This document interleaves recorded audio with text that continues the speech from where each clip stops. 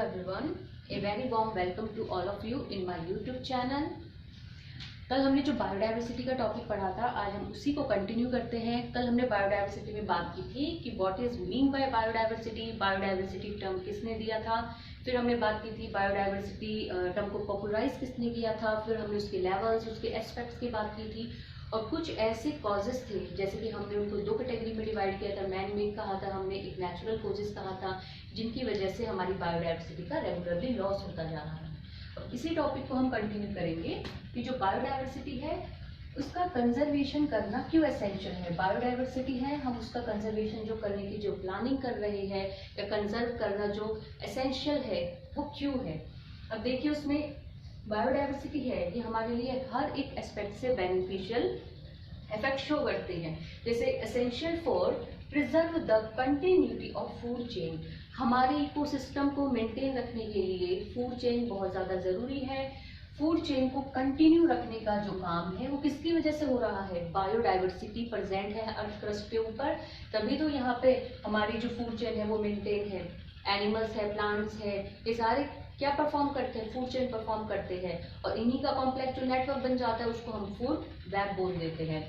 Then second, अपन अगर function की बात करें या बायोडाइवर्सिटी एसेंशियल क्यों है, for maintenance the nutritive cycle, जो अपनी न्यूट्रिटिव साइकिल है, ये सारी न्यूट्रिटिव साइकिल चाहे नाइट्रोजन साइकिल हो, कार्बन साइकिल हो, ये जितनी भी साइकिल्स हमारे एनवायरनमेंट में इकोसिस्टम में फ्लो कर रही है, न्यूट्रिटिव साइकिल है, उसको मेंटेन करने का फंक्शन भी किसकी वजह से या किसकी हेल्प से होता है, because of biodiversity. Then biodiversity provides food, fuel, wood, rubber, raw material, etc.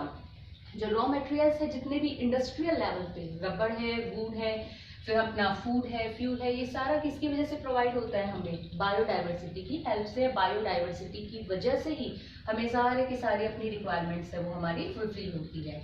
अब बायोडाइवर्सिटी जो है, जो प्लांट्स है उसके अंदर, बायोडाइवर्सिटी में लिविंग ऑर्गेनिज्म की हम बात करते हैं, प्लांट्स है, एनिमल्स है, आपस में ये कोरिलेटेड भी है, एक दूसरे की हेल्प करते हैं। तो प्लांट्स की यहाँ पे मेडिकल वैल्यू है, जैसे कि मैंने दो एग्जांपल्स आपको बताया यहाँ पे। सिंकोना बार्क, जो सिंकोना है उसकी जो बार्क है it is use in malaria treatment, जो अपनी मलेरिया डिजीज है उसके ट्रीटमेंट में सिंकोना की बार्क यूज होती है। देन है rauvolfia serpentina, treatment of high blood pressure problem, जो हाई बीपी की प्रॉब्लम है उसको आपका प्लांट यहाँ पे क्या करता है, उस बीमारी को या उस डिजीज को क्योर करने का, ट्रीटमेंट करने का काम करता है।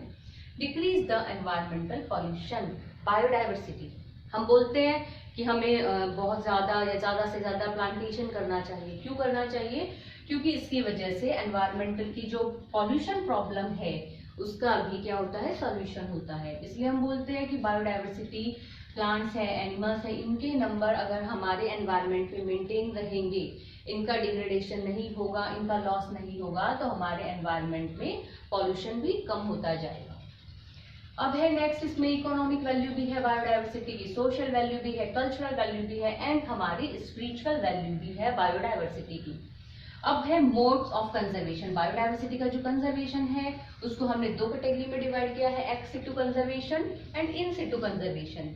अब जो कंजर्वेशन प्रोसेस है, अगर कंजर्वेशन प्रोसेस जो नेचुरल हैबिटाट है एनिमल्स एंड प्लांट्स का, तो नेचुरल हैबिटाट से अगर हम उसे दूसरे हैबिटाट में ले जाके सारी की सारी नेचुरल फैसिलिटी प्रोवाइड करवाते हैं तो उसे हम बोल देते हैं एक्स सिटू। एक्स का मतलब आउटसाइड कंजर्वेशन, एनिमल प्लांट को उनके नेचुरल हैबिटाट से बाहर ले जाके उन्हें अगर कंजर्वेशन प्रोवाइड करवाया जाता है तो वो आएगा कौन सी कैटेगरी में, एक्स सिटू कैटेगरी में।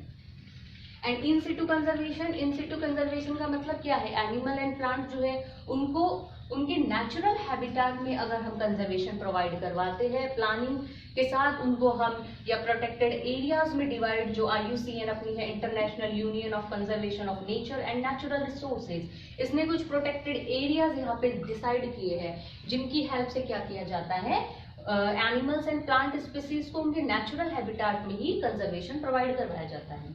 अब देखिए एक्स सिटू कंजर्वेशन में आपका इंपॉर्टेंट जो है जूलॉजिकल पार्ट, जूलॉजिकल पार्क्स बनाए जाते हैं एनिमल्स को कंजर्व करने के लिए। मेनली क्या स्टडी भी हम कर सकते हैं और एंटरटेनमेंट पर्पस के लिए भी यूज में होता है, जैसे एंटरटेनमेंट के लिए हम जू में घूमने के लिए चाहते हैं इससे हमारी इकोनॉमी है, हमारा जो डेवलपमेंट है अपनी कंट्री का या अपनी स्टेट का, उसमें भी हमें फायदा पहुंचता है। फिर बॉटनिकल गार्डन्स है जो अलग अलग जगह से, collection of plants from the various parts of the world, दुनिया में अलग अलग जगह से हम प्लांट्स को लेके आ सकते हैं और बॉटनिकल गार्डन में उन्हें हम कंजर्वेशन प्रोवाइड करवा सकते हैं, हम स्टडी पर्पस के लिए यूज कर सकते हैं। जर्म प्लाज्म प्रिजर्वेशन, कोई भी ऐसा सीड है, फ्रूट है, पॉलन ग्रेन्स है, स्पोर्स है, उनको भी हम प्रिजर्वेशन प्रोवाइड करवा सकते हैं। मेनली ये जो अपनी टेक्निक्स है, मेनली जो अपने मेथड्स है ना, ये मेथड यहाँ पे जो एंडेंजर्ड स्पीसीज है, एंडेंजर्ड जो प्लांट है, एनिमल है, उन एंडेंजर्ड कैटेगरी को प्रिजर्व करने के लिए यहाँ पे ये सारी की सारी प्रोसेसेस, टेक्निक्स यूज की जाती है। क्रायो प्रिजर्वेशन के अंडर में काम करता है। क्रायो प्रिजर्वेशन का मतलब -डिग्री में, बहुत लेस टेम्परेचर के ऊपर हम यहाँ पे इन सीड्स को, फ्रूट्स को, पॉलन्स को क्या करेंगे, प्रिजर्वेशन प्रोवाइड करवाएंगे या प्रिजर्व करने का काम करेंगे। जीन बैंक फॉर्मेशन, जो जीन्स है प्लांट्स के, एनिमल्स के, उनको भी हम जीन बैंक की हेल्प से क्या करेंगे, प्रिजर्वेशन प्रोवाइड करवाएंगे, कंजर्व करेंगे उनको हम फ्यूचर के लिए। Then in Situ conservation, in Situ conservation में देखिए मेनली हम 3 कैटेगरी पढ़ते हैं या 3 प्रोटेक्टेड एरियाज पढ़ते हैं, national park, wild life sanctuary and biosphere reservoirs.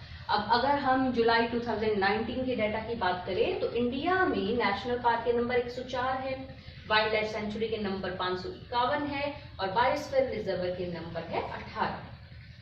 अब इनमें क्या है मेनली डिफरेंस, आप बहुत कंफ्यूज हो जाते हो तो डिफरेंसेस यहाँ पे ध्यान रखना है।